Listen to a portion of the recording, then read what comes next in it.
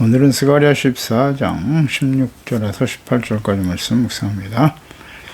14장 16절에서 18절까지 말씀 읽겠습니다. 예루살렘을 치러 왔던 이방 나라들 중에 남은 자가 해마다 올라와서 그 왕 만군의 여호와께 경배하며 초막절을 지킬 것이라. 땅에 있는 족속들 중에 그 왕 만군의 여호와께 경배하러 예루살렘에 올라오지 아니하는 자들에게는 비를 내리지 아니할 것인즉 만일 애굽 족속에 올라오지 아니할 때에는 비 내림이 있지 아니하리니 여호와께서 초막절을 지키러 올라오지 아니하는 이방 나라들의 사람들을 치시는 재앙을 그에게 내리실 것이라. 아멘. 하나님을 경배하게 될 이방인들. 예루살렘 이스라엘을 대적한 모든 백성들에게, 나라와 백성들, 하나님께서 공의 심판, 재앙을 내리실 것이다 라는 말씀하셨죠.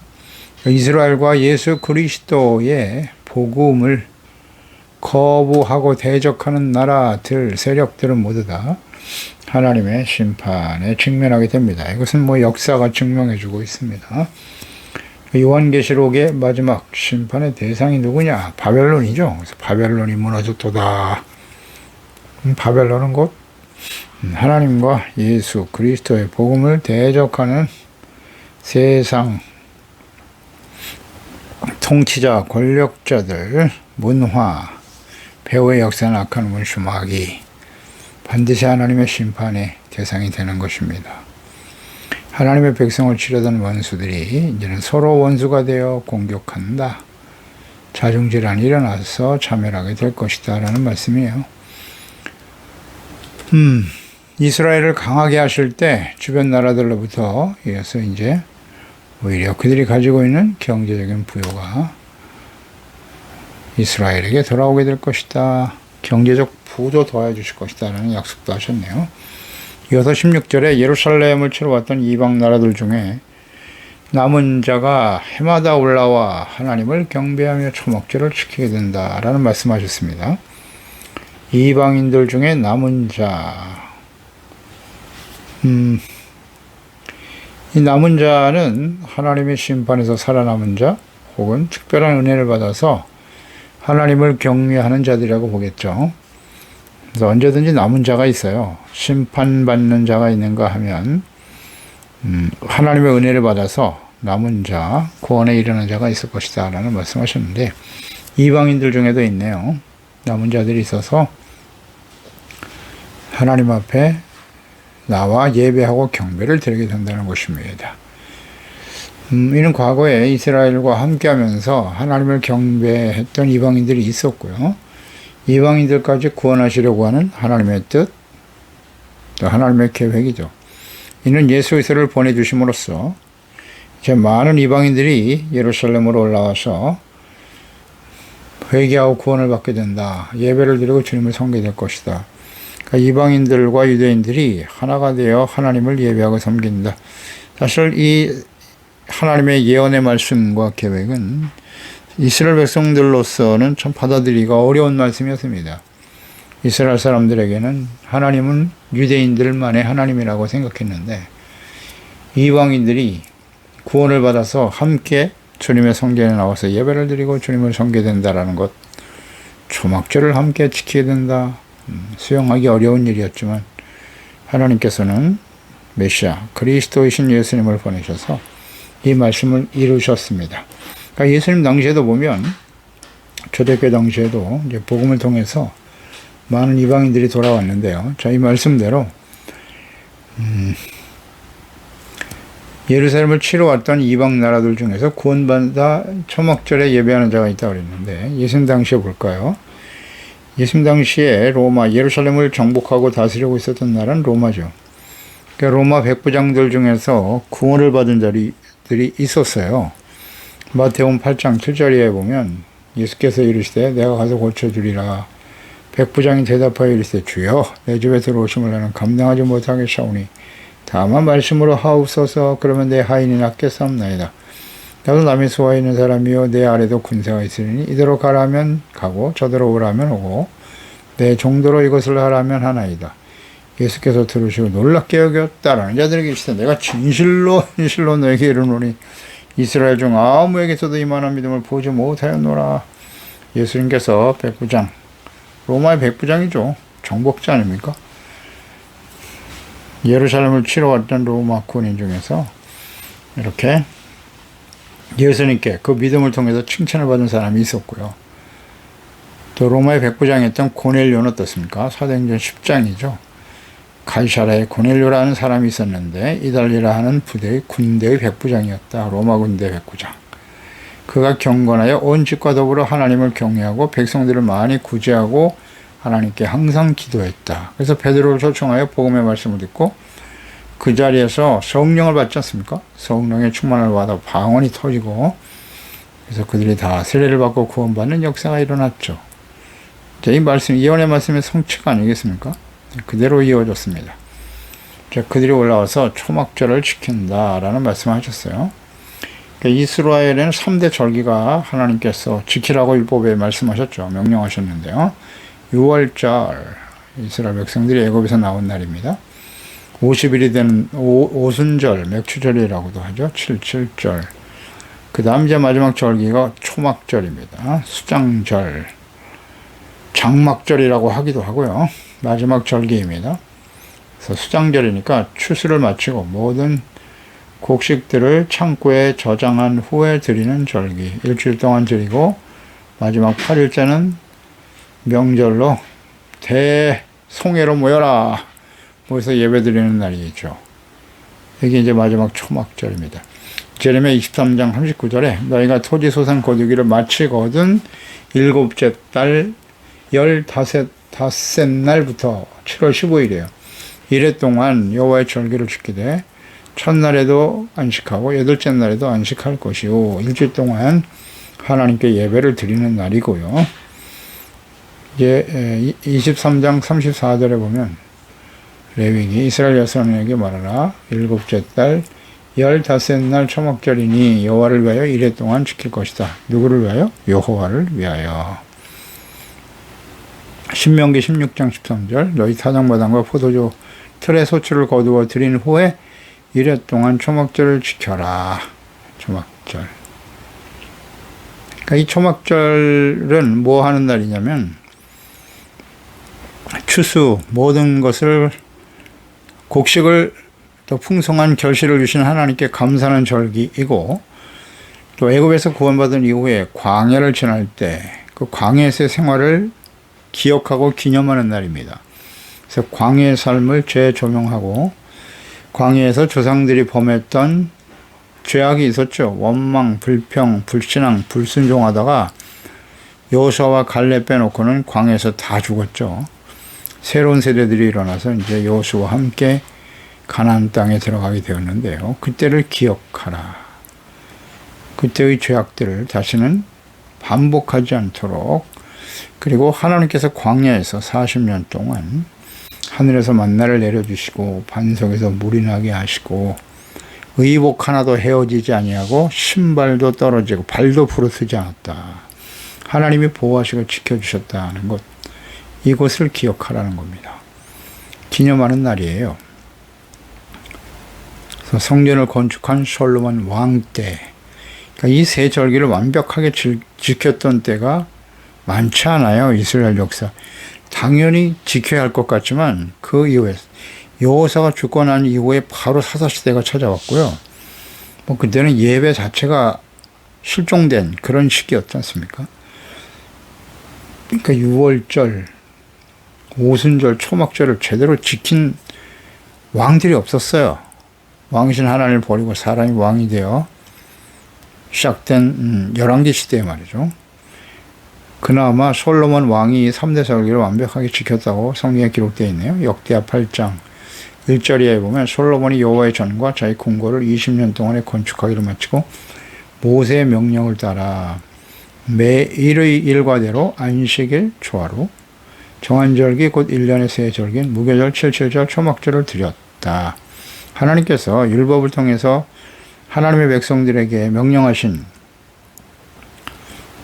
제사와 하나님을 섬기는 절기는 매일은 사실 매일의 일과대로, 그러니까 매일은 상번제예요. 아침과 저녁에 하나님께 제사를 드리게 돼 있고요. 그 다음 안식일이죠. 일주일 후에 안식일을 지키고 그 다음에 초하루, 월삭이죠. 한 달의 시작인 첫째 날을 하나님께 제사로 드려라. 그 다음에 이제 절기들, 1년의 새 절기들을 반드시 지키라고 주님께서 말씀하신 것이죠. 이것을 온전히 지켜야 된다. 이어서 17절에 보면 땅에 있는 족속들 중에 그 왕 만군의 여호와께 경배하러 예루살렘에 올라오지 아니한 자들에게는 비를 내리지 아니할 것인즉 그랬어요. 그러니까 초막절을 지킨다. 이방인들이 하나님 성전에 와서 예배를 드리게 되는데 땅에 있는 족속들 중에 예루살렘에 올라오지 아니하는 자는 비를 내리지 않는다. 이런 말씀하셨네요. 초막절을 지키지 않는 자에게는 비를 내리지 않는다. 그러니까 이스라엘에도 종종 이런 기근이 있었습니다. 그래서 초막절 절기를 지키지 않고 우상 숭배하며 악을 행한 결과였다라는 것을 보게 되죠.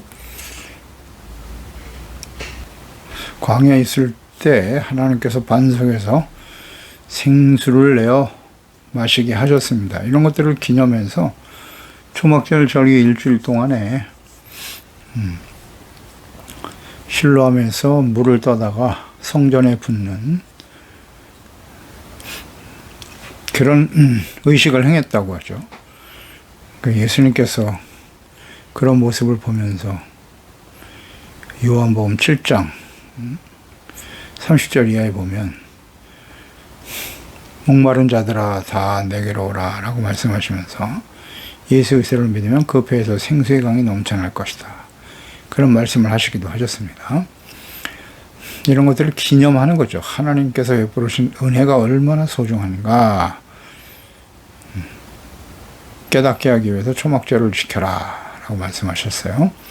그래서 18절에 보면 만일 애굽 족속이 올라오지 아니할 때는 비 내림이 있지 않을 것이다. 그러니까 여호와께서 초막절을 지키러 올라오지 아니하는 이방 나라들의 사람을 칠 것이다. 재앙이 그들에게 내리실 것이다. 이런 말씀하셨네요. 애굽 족속이 올라오지 아니할 때 특별히 애굽을 언급하셨는데요. 그 이유는 뭐냐? 이제 애굽 같은 경우는 농사를 지을 때 뭐 비에 의지하지 않고 나일강이 뭐 워낙 그 강수가 풍부하기 때문에 나일강의 그 창이람에 의존하고 있었다는 것이죠. 근데 그들을 애굽에 이제 비를 내리지 않으신다. 나일강을 의지하고 살아왔을 때 아예 그냥 비를 차단시켜서 기근을 허락하실 것이다. 이런 말씀하셨네요. 그러니까 하나님께서 천하의 왕이 되심을 이스라엘 백성들로 하여금 깨닫게 하기 위함이겠죠. 그래서 이제 하나님이 이스라엘만의 하나님이 아니라 천하의 왕이 되신다. 온 세계를, 온 나라를 다스리고 섭리하시고 인도하시는 분이다. 라는 것을 깨우쳐 주기 위함이었을 것이고요. 이제 장차 하나님께서 보내실 예수 그리스도를 통해서 천하 만국이 이제 예수 그리스도를 믿고 하나님께 돌아오게 하실 것임을 예언하신 말씀이라고 봅니다. 그러니까 하나님은 천지 만물을 창조하시는 하나님이고 역사의 주인이시고 천하 만국의 주인이시죠. 다스리시는 분이 바로 하나님이시다. 그래서 초막절 절기를 강조하시는 의미가 있겠죠. 그래서 이 초막절은 마지막 절기이기도 하고 추수하게 하신 은혜에 감사하고 무엇보다도 광야의 삶을 기억하는 절기다. 이것을 우리가 한번 묵상해 볼 필요가 있어요. 초막절. 신명기 8장 2절 이하에 보면 네 하나님 여호와께서 이 40년 동안, 이 40년이 바로 이 광야 생활이죠. 광야 생활. 내가 광야의 길을 걷게 하신 것을 기억하라고 하셨어요. 이는 너를 낮추시고 너를 시험하사 내 마음이 어떠한지, 즉 그 명령을 지키는지 지키지 않는지를 알려 하심이라. 너를 낮추시며 너를 줄이게 하시고 너도 알지 못하여 내 조상들로 알지 못하던 만나를 내게 먹이신 것은 사람이 떡으로만 사는 것이 아니라 여호와 입으로 나오는 모든 말씀으로 사는 줄을 내게 알게 하심이라 라고 말씀하셨죠. 그러 이어서 말씀하시기를 이 40년 동안에 내 의복이 헤어지지 않았다. 발에 부르트지 않았다고 하셨고요. 나는 사람이 그 아들을 징계한 같이 내 하나님 여호와께서 너를 징계하시는 줄 마음에 생각하라 그랬어요. 그래서 내 하나님 여호와의 명령을 지켜 그의 길을 따라가며 그를 경외할지니라. 그러니까 광야 40년 동안의 연단의 의미가 무엇이었는가? 40년 생활의 의미는 하나님께서 사람이 떡으로만 사는 게 아니라 하나님의 말씀으로 사는 것임을 깨닫게 하기 위해서였다. 그리고 너를 낮추신다. 겸손하게 하시는 거죠. 하나님 말을 믿고 의지하도록 시험하시고 테스트하시는 과정이었다라는 거예요. 그리고 하나님께서 징계함같이 너를 징계하시는 줄을 마음에 생각하라. 징계의 과정이었다는 거죠.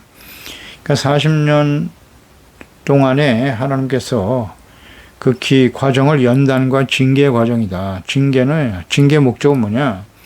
의와 평강의 열매를 맺게 하는 것이라고 했습니다. 하나님의 사람으로 온전하게 하기 위한 기회였다. 그런데 과연 그들이 40년 동안에 그 징계의 의미를 깨닫고 겸손히 하나님께 돌아와 하나님을 믿고 의지하는 사람이 되었는가?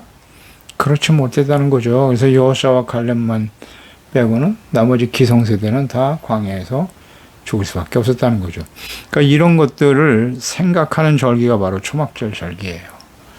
광야의 삶을. 그래서 이 초막절 절기에는 종려나무 가지로 초막을 만들어서 그곳에 거하면서 과거 조상들의 삶을 기억하고 기념했던 하나님의 은혜를 생각하는 그런 절기였다는 것을 생각해야 합니다. 그러니까 이 초막절 절기를 지켜라. 이거 우리 오늘날도 그대로 적용이 되는 거예요. 오늘날 우리가 초막절을 지킬 필요는 없지만 율법에 정하신 그 말씀을 지킬 의미는 없지만 요즘 초막절이라고 하면 추수감사절 정도가 될 것 같은데요. 그리고 매일매일 삶의 여정에서 우리가 주일날 하나님 앞에 주일을 섬기는 것이 이제 절기의 의미와 같다고 보겠죠. 하나님의 예수 그리스도를 통해서 이루신 은혜를 기억하는 그런 소중한 날이고, 그리고 성경 말씀들을 이렇게 기록하여 남기심으로써 하나님의 말씀을 주야로 묵상하고 그 말씀을 지켜 행하는 거예요. 그 말씀 앞에 자신들을 돌이켜보고, 그러니까 광야의 삶이라는 것은 우리가 예수 그리스도를 믿고 애굽에서 구원받은 이후잖아요. 그러니까 예수 그리스도를 믿고 구원받은 이후에 우리가 그 다음 어떻게 살아가야 하느냐의 문제죠. 그래서 이 가나안 땅에 들어가기 직전에 하나님께서 얼마든지 10하루면 가나안 땅에 들어갈 수 있게 하셨거든요. 근데 그들이 하나님 앞에 온전한 믿음을 보여드리지 못했죠. 믿음이 없음을 보시고 다시 돌아가라 이렇게 말씀하셨어요. 그래서 가나안 땅을 정복한 40일, 하루를 1년으로 계산해서 40년 동안 광야에 있게 하셨는데요. 그 연단을 통해서 온전한 믿음이죠. 하나님을 믿고 의지하고 주님의 말씀을, 먼저 가기 전에 시내산에서 하나님의 율법의 말씀을 주셨고요. 그 다음 성막을 주셨지 않습니까?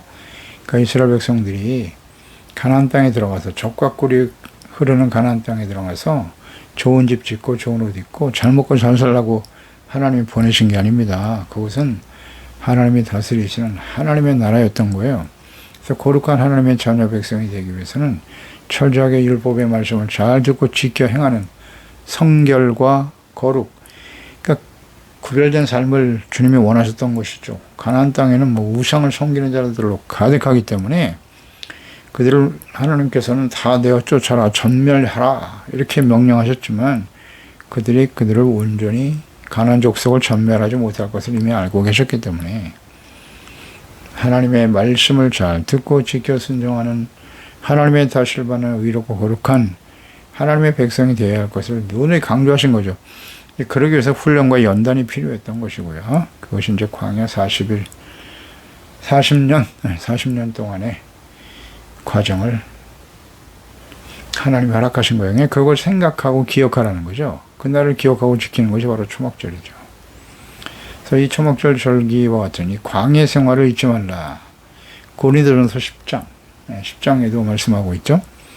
10장 5절에서 11절 말씀에 보면 그러나 그들의 다수들이 하나님이 기뻐하지 아니하셨으므로 그들이 광야에서 멸망을 받았다. 광야의 삶을 기억하라는 거죠. 이러한 일은 우리의 본보기가 되고 본보기 되는 거예요. 우리로 하여금 그들이 악을 즐겨한 것 같이 즐겨하는 자가 되지 않게 하려 합니다. 이게 초막절을 지키는 의미가 된다는 거죠. 그들 가운데 어떤 사람들과 같이 너희는 우상 숭배하는 자가 되지 말라. 기록된 바 백성이 앉아서 먹고 마시며 일어나서 뛰논다 함과 같으니라. 그들 중에 어떤 사람이 음행하다가 하루에 2만 3천 명이 죽었고 우리는 그들과 같이 음행하지 말자. 그들 가운데 어떤 사람들은 주를 시험하다가 뱀에게 멸망하였다. 불뱀을 매물려서 노뱀을 만들어 달아 보는 자는 살았으나 보지 않는 자는 죽임을 당하는 이런 일들이 있었죠. 우리는 그들과 같이 시험하지 말자.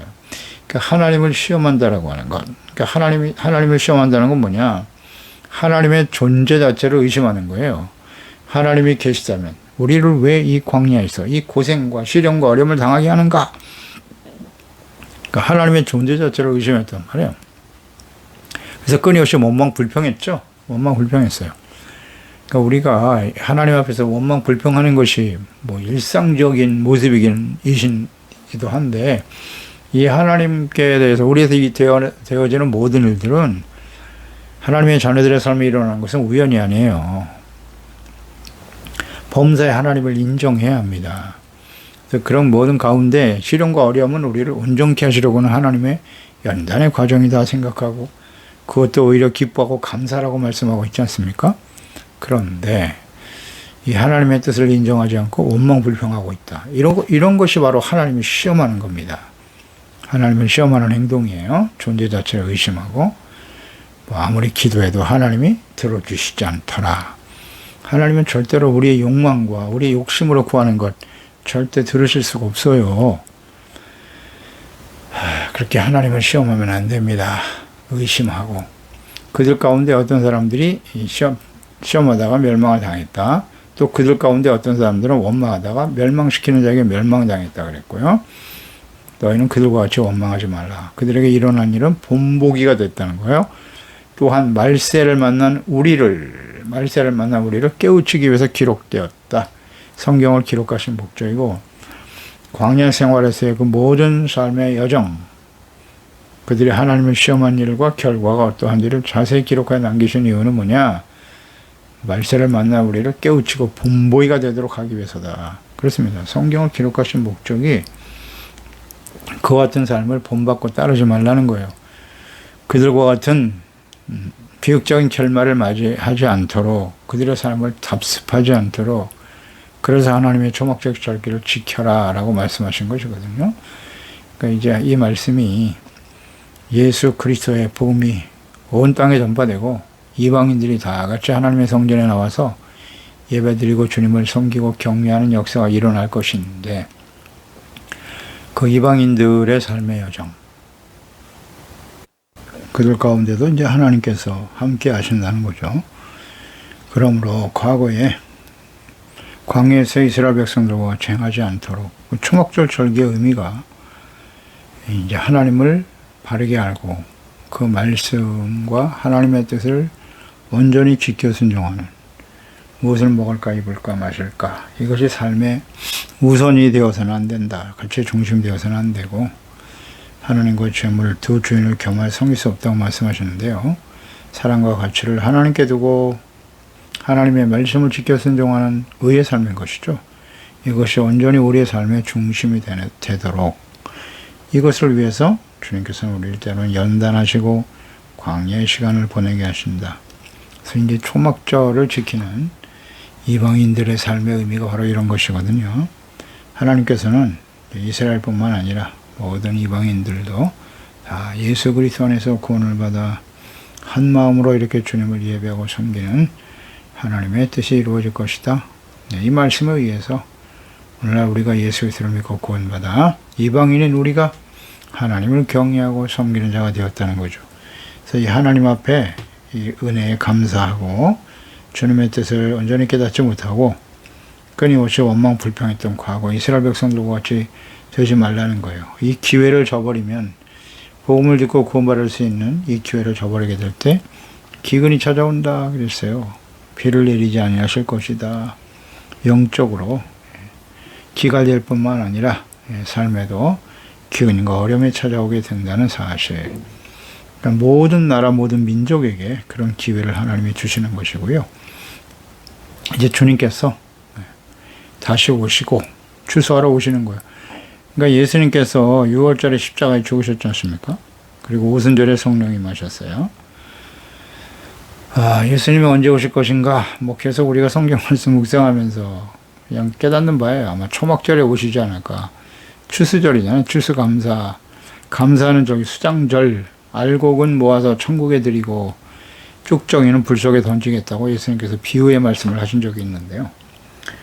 또 마태복음 24장에 예수님이 이 땅에 오셔서 천사들을 보내심으로 땅 이 끝에서 저 끝까지 하나님이 택하신 자들을 불러 모으실 것이다 라는 말씀도 하셨거든요. 그런 걸로 봐서 초막절 절기가 되지 않을까 그런 생각을 해보는 거예요. 그날과 그 시는 오직 하나님만 아시는 것인데요. 그렇게 우리가 묵상해 볼 수 있고요. 그래서 우리는 하나님 앞에 추수하러 오실 그리스도를 생각하고 하나님 앞에 깨어 온전한 경건한 예배자로 주님을 바르게 섬기는 종들이 되어야 하는 것입니다. 그래서 영과 육이 하나님의 은혜로 충만하고 감사와 기쁨이 충만한 삶을 살아드려야죠. 그래서 우리 자신뿐만 아니라 함께하는 모든 사람들을 생명으로 풍성하게 하는 저희들이 되어야 할 것입니다. 기도하겠습니다. 하나님 아버지, 오늘도 주의 말씀을 듣습니다. 하나님께서는 이미 스가랴 선지자를 통해서 예수 그리스도를 보내셔서 우리의 영원한 생명과 구원의 은혜를 베푸실 것을 예언하셨네요. 그리스도를 통해서 이스라엘을 강성하게 하시고 대적하는 자들은 멸하시며 그러나 그 이방인들 중에도 남은 자, 하나님의 은혜를 받은 자들이 있다는 거죠. 구원에 참여하게 될 것이다. 그 하나님의 말씀대로 이방인 중에 이방인이었던 저희들이 예수 그리스도 안에서 구원을 받아 영광스러운 하나님의 자녀가 되게 하신 것을 감사합니다. 초막절 절기를 지키라고 말씀하신 것처럼 광야 이스라엘 백성들의 삶을 기억하고 하나님께서 은혜로 우리를 구원하여 주셨사오니 매일매일 우리의 삶의 필요를 채워주시고 하나님을 믿고 의지하며 살아갈 수 있도록 인도해 주시는 은혜를 깊이 감사하고 찬양하는 저희들이 되게 하시며 행여나 불평하고 원망하는 불신앙 불순종으로 인해서 광야에서 죽었던 이스라엘 백성들과 같이 행하지 않게 하시고 하나님을 시험하는 자들이 되지 않게 하시고 사람이 떡으로만 사는 게 아니라 하나님의 말씀으로 사는 것임을 잘 깨닫고 우리의 삶에 실천하여 온전한 믿음과 하나님을 경외하고 사랑함으로 순종함으로 영광스러운 모습으로 다시 오실 그리스도 앞에 구원을 받아 영원한 하나님의 나라의 천국 창고에 들어가는 우리 모든 치와 가족들 자녀들이 다 되게 하여 주시옵소서. 예수님의 이름으로 기도드리옵나이다. 아멘.